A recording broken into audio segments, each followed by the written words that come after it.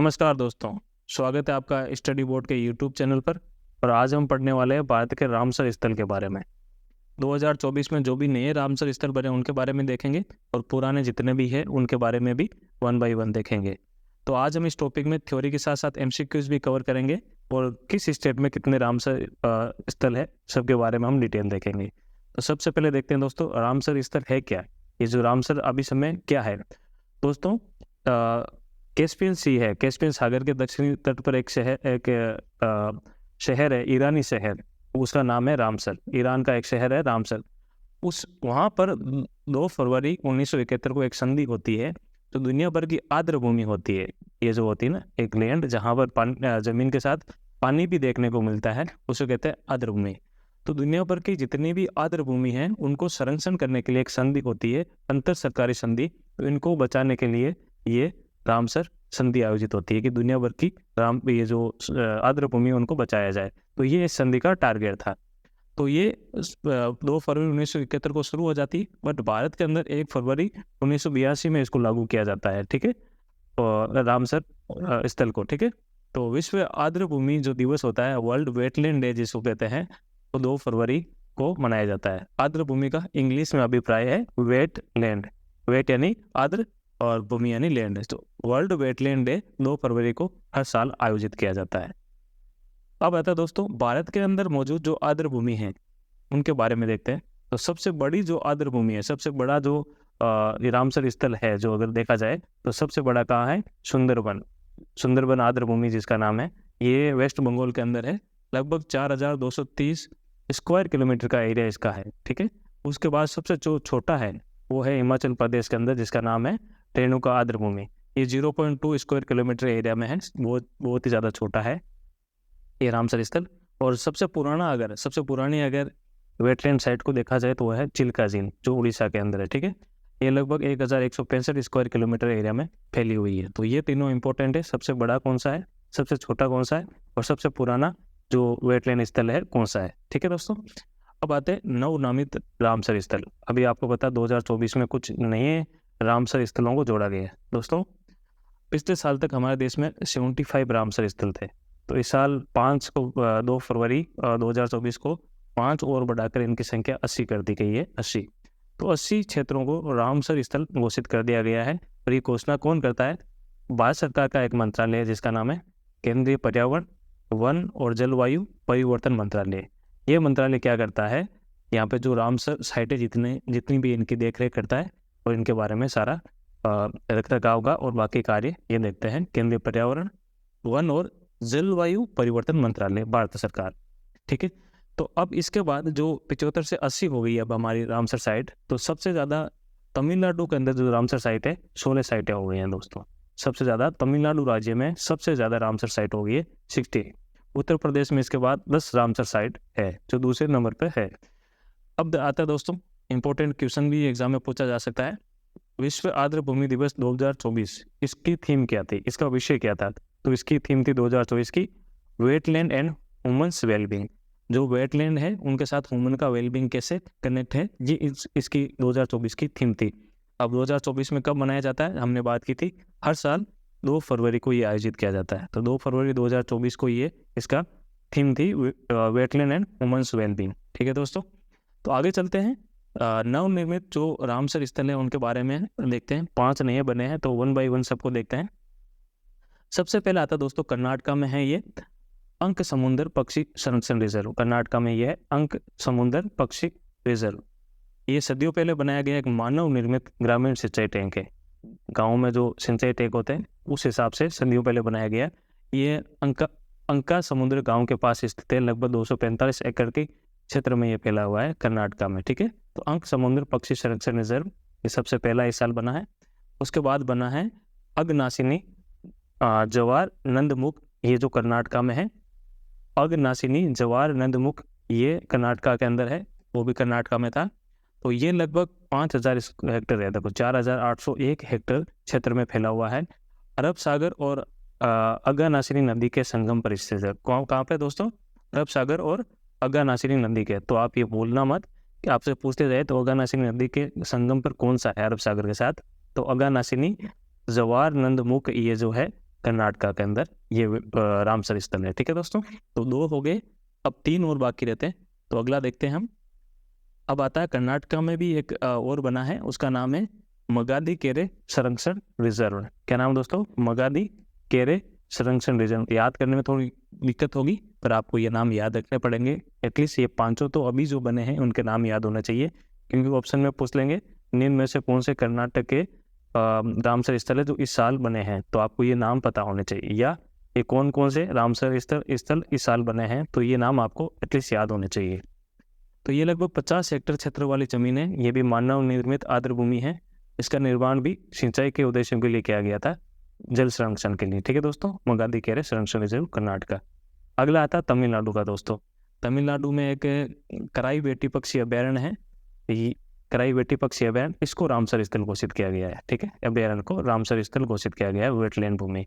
यहाँ पे लगभग 198 प्रजाति के पक्षी आते हैं फॉरेन से और यहाँ पे रहते हैं। तो कौन कौन से पक्षी है? जैसे bar headed goose, pintail duck, garganey, northern shoveler और कॉमन पोचार्ड, ऐसे कुछ कॉमन टिल और कॉटन टिल और कॉमन टिल, ये भी कुछ यहाँ पे पक्षी देखने को मिलते हैं। ये फॉरेन पक्षी है जो यहाँ पे आते हैं तमिलनाडु के अंदर। ठीक है, कराई बेटी पक्षी अभ्यारण्य में, जिसको अब रामसर स्थल घोषित कर दिया गया है।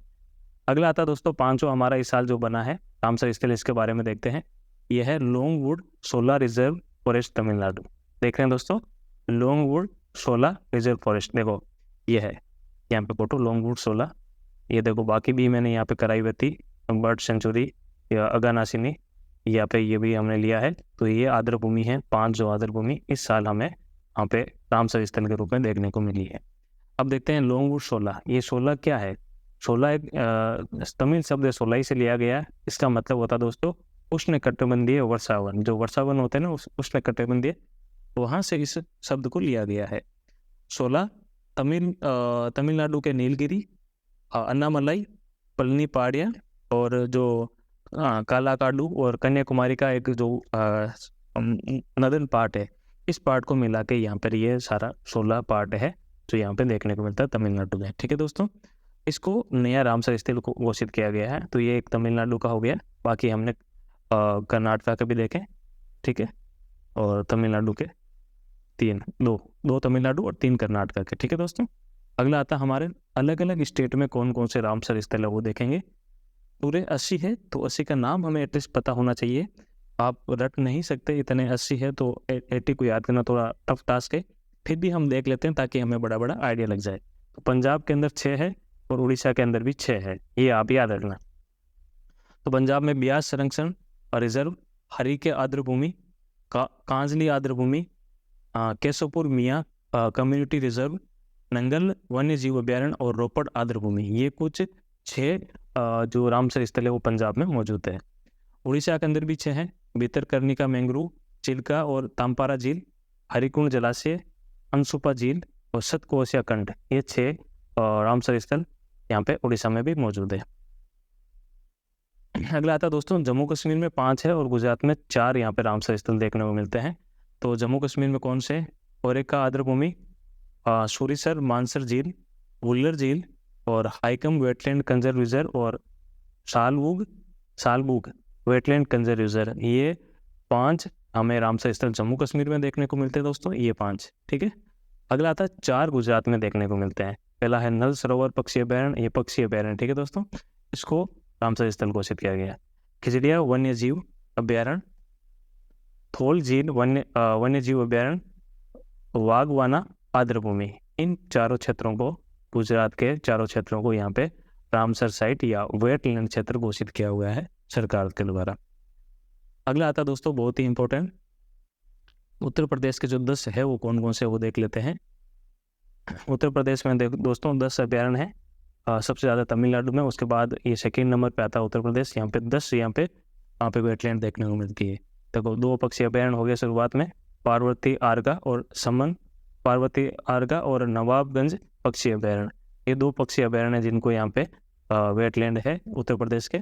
समन और सरसपुर अभ्यारण्य, इनको भी वेटलैंड घोषित किया गया है। शांडी अभ्यारण्य, सरसाई नवर झील, सुर सरोवर, ऊपरी गंगा, बखीरा वन्य जीव अभ्यारण्य और हैदरपुर आर्द्र भूमि, इन 10 क्षेत्रों को उत्तर प्रदेश के लिए रामसर साइट घोषित किया गया है। ठीक है दोस्तों, अभी याद देखो, इसके अंदर लगभग 1, 2, 3, 4 और 5 शेप है। ठीक है, तो यहाँ से सूरसागर, सूरसाई, सूर सरोवर, सूरसाई, सांडी, सरसपुर और समन, ऐसे से याद कर सकते हैं। ये हो गए ऊपरी गंगा, हैदरपुर, बखीरा और 2 पक्षी अभयारण्य कौन कौन से, नवाबगंज और पार्वती आर्गा, ऐसे करके आप याद कर सकते हो। ठीक है, अगर आप जिस स्टेट से हो एटलीस्ट वो आपको पक्के याद होना चाहिए। ठीक है दोस्तों, और 5 इस साल जो घोषित किए गए हैं। अब आते हैं तमिलनाडु के 16। ये तमिलनाडु में सबसे ज़्यादा 16। ये थोड़े नाम याद करना टफ होगा, फिर भी नाम से आप याद पता कर लोगे कि ये कहाँ का है। देखिए दोस्तों, कराईवेटी पक्षी अभयारण्य, लॉन्गवुड 16 रिजर्व 1 जो इस साल हुए हैं, कारिकिली पक्षी अभयारण्य, Pallikaranai marsh reserve 1, Ichchavaram mangrove, Vemanur wetland complex, point Calimere पक्षी अभयारण्य और वन्यजीव अभयारण्य, ये 7 हो गए। चित्रागुंडी पक्षी अभयारण्य, मन्नार की खाड़ी समुद्र बायोस्फीयर रिजर्व, कांजीरन कुलम पक्षी अभयारण्य, कुंथन कुलम पक्षी अभयारण्य, वेल्लोड पक्षी अभयारण्य, सुचिंद्रम थेरूर वेटलैंड कॉम्प्लेक्स, उदय मार्थनपुरम पक्षी अभयारण्य, वदावूर पक्षी अभयारण्य, वेदांथंगल पक्षी अभयारण्य। ये कुछ 16 पक्षी अभयारण्य हैं जो सबसे ज़्यादा तमिलनाडु में। दोस्तों, नाम नहीं पूछे जाएंगे, पर ये जरूर पूछा जा सकता है कि सबसे ज़्यादा किस राज्य के अंदर पक्षी अभयारण्य हमें देखने को मिलते हैं, तो आप तमिलनाडु बताना। और नंबर ऑफ रामसर स्थल भी पूछे जा सकते हैं, तो आप बताना 16 रामसर स्थल तमिलनाडु में हमें देखने को मिलते हैं। अगला आता दोस्तों, मध्य प्रदेश में 4 और केरल में 3 है। भोज आर्द्रभूमि, यशवंत सागर, शाक्य सागर और शिरपुर आर्द्रभूमि, ये मध्य प्रदेश के 4 रामसर स्थल है। केरल के अष्टमुडी, सस्थम कोटा झील, वेबनाड पोल आर्द्रभूमि, ये 3 केरल के ये रामसर स्थल है।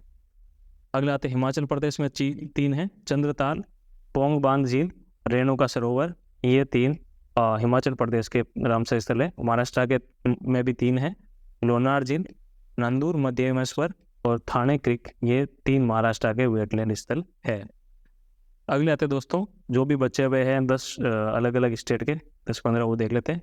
हरियाणा में 2 है, सुल्तानपुर राष्ट्रीय उद्यान और बिंडावास वन्य जीव अभयारण्य, इन दोनों को वेटलैंड हरियाणा के लिए घोषित किया गया है। लद्दाख में 2 है, शोकार आर्द्रभूमि परिसर और सोमोरिरी, ये 2 लद्दाख के वेटलैंड स्थल है। राजस्थान में केवला देवी राष्ट्रीय उद्यान और सांबर झील, इन दोनों को वेटलैंड है। देखो दोस्तों, जहाँ कोई भी ये आ रहे हैं सब में यहाँ पे विदेशों से पक्षी आते हैं, ऐसी जगह को ही वेटलैंड स्थल घोषित किया गया, ऐसी पानी वाली जगह को। ठीक है, पश्चिम बंगाल में पूरी कोलकाता आर्द्रभूमि और सुंदरबन, ये सबसे बड़ा जो हमने बात की थी सुंदरबन, ये सबसे बड़ा है दोस्तों, याद रखना। उत्तराखंड की बात की थी आसन कंजर्व रिजर्व, और आंध्र प्रदेश में कोलेरू झील। ठीक है, आप कुछ 7 और बच जाते हैं, उनको देख लेते हैं। हर स्टेट में एक है, जैसे असम के अंदर दीपोर झील और कबरताल आर्द्रभूमि बिहार की, लोकटक झील मणिपुर, रुद्र सागर झील त्रिपुरा, नंदा झील गोवा, कर्नाटका की रंगनाथिरू पक्षी अभयारण्य, इसको भी यहाँ पे घोषित किया गया है। और मिजोरम की अगर बात की तो पाला आर्द्रभूमि, ये 7 यहाँ पे मिजोरम के भी है।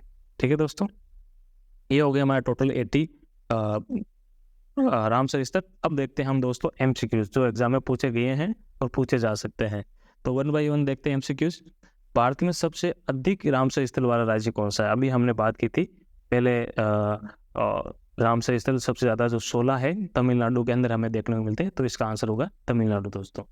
दूसरा क्वेश्चन आता है, निम्नलिखित में से कौन सा रामसर स्थल मुख्य रूप से मछली प्रजनन के लिए जाना जाता है? दोस्तों, मछली प्रजनन के लिए बाकी भी हो सकते हैं, तो मुख्य रूप से चिल्का झील को यहाँ पे मछली प्रजनन के लिए रामसर स्थल जाना जाता है।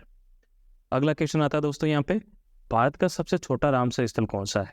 सबसे छोटे की बात की थी 0.2 स्क्वायर किलोमीटर एरिया में रेणुका आर्द्रभूमि जो हमने बात की थी वो है। और अगला आता है दोस्तों हमारा सबसे बड़ा रामसर स्थल जो हमने पहले बात की थी सुंदरबन। ठीक है, ये सबसे बड़ा हमारा आर्द्रभूमि है, सबसे बड़ा रामसर स्थल है, वेटलैंड स्थल भारत का। ठीक है, अगला क्वेश्चन है दोस्तों यहाँ पे देखते हैं, सबसे छोटा और बड़ा हो गया। अब हम देखते हैं तमिलनाडु में कितने रामसर स्थल है, तो हम यहाँ देखेंगे तमिलनाडु में टोटल 16 जो सबसे ज़्यादा रामसर स्थल देखने को मिलते हैं। 2024 में कितने रामसर स्थल भारत में जोड़े गए हैं दोस्तों? अभी हमने बात की थी 5। 2024 में 5 रामसर स्थल भारत में जोड़े गए हैं, ठीक है। 5 जो हमने सबसे पहले लिस्ट देखी थी वो याद रखना। तो ये कन्वेंशन कब हुआ था? जब हमने बात की थी कहाँ पर? ईरान के शहर है रामसर में, वहाँ पे जो कैस्पियन सी है उसके दक्षिणी छोर पर ये ईरानी शहर है रामसर। वहाँ पे 2 फरवरी 1971 को यहाँ पे रामसर कन्वेंशन को साइन किया गया था, ठीक है। अंतर सरकारी संधि जो हमने बात की थी। अब आता है दोस्तों, रामसर जो कन्वेंशन है किस नाम से जाना जाता है? देखो, वेटलैंड पर कन्वेंशन इस नाम से जाना जाता है, आप सबको पता है, इस नाम से भी जाना जाता है। अगला आता दोस्तों, रामसर स्थल घोषित होने के लिए आर्द्र भूमि में किन मानदंडों का पूरा होना जरूरी है? यहाँ पे बहुत इंपॉर्टेंट है, 2-3 कंसेप्ट यहाँ क्लियर हो गए। कौन कौन से मानदंड है जिनके आधार पर हमें जो सरकार है, सरकार का मंत्रालय इसको रामसर स्थल घोषित करता है? देखो, अंतर्राष्ट्रीय महत्व के जल पक्षी आवास का होना, जो अंतर्राष्ट्रीय स्तर के जो पक्षी आते हैं, ठीक है, वो आते हो, जैव विविधता का महत्वपूर्ण केंद्र होता हो, जलवायु परिवर्तन को कम करने के लिए योगदान देना हो, ऐसी जमीनों को सारों को मिला के यहाँ पे रामसर स्थल बनाया जाता है। तो यहाँ पे उपरोक्त सभी इसका आंसर होगा। ये मापदंड होते हैं रामसर स्थल बनाने के। अगला आता है, भारत में रामसर स्थलों के संरक्षण और संबंध के लिए कौन सी एजेंसी जिम्मेदार है? हमने बात की थी ना कि घोषित कौन करता, तो भारत सरकार का मंत्रालय है पर्यावरण, वन और जलवायु परिवर्तन मंत्रालय। ये मंत्रालय इन चीज़ों को ध्यान देखता है। तो दोस्तों, ये थी आज की क्लास, जिसके अंदर हम देखे थे 2024 से बनने वाले जितने भी रामसर स्थल है वो, और किस किस जिले में कितने कितने रामसर स्थल है वो भी देखे हमने, सबसे पुराना, सबसे बड़ा और सबसे छोटा, और जो भी रामसर स्थल के बारे में चीज़ें हमने आज की क्लास में डिटेल में पढ़ी। उम्मीद है आपको ये क्लास पसंद आई है। अगर आपको पसंद आई तो हमारे चैनल सब्सक्राइब कीजिए, वीडियो को लाइक कीजिए, अपने दोस्तों के साथ शेयर कीजिए। मिलते हैं अगली क्लास में एक नए टॉपिक के साथ, तब तक के लिए नमस्कार, जय हिंद।